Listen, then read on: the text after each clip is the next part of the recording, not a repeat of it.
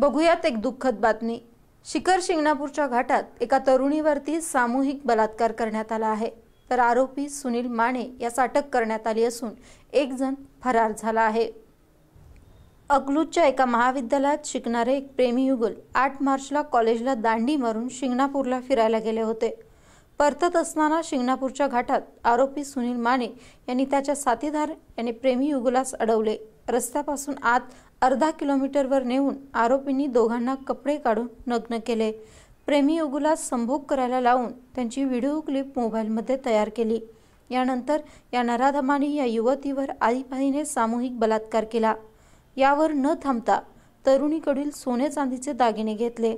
सराईत गुन्हेगार असलेला सुनील माने यांनी पुन्हा सदर कॉलेज तरुणाला मोबाईलमधील क्लिप डिलीट करण्यासाठी फोन करून 10,000 रुपयांची मागणी केली। नराधम सुनील माने यास 10,000 देण्यासाठी कॉलेज तरुणाने अकलूजमध्ये बोलावले आणि मित्रांच्या मदतीने आरोपीची धुलाई केली।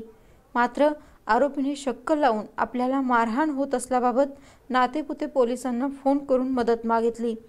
नातेपुते पोलिसांनी अकलूज पोलिसांना संपर्क साधत माने यास ताब्यात घ्यायला सांगितले। मात्र माने हा सराईत गुन्हेगार असल्याने नातेपुते पोलिसांनी चौकशी केली असता हा सर्व प्रकार उघड झाला।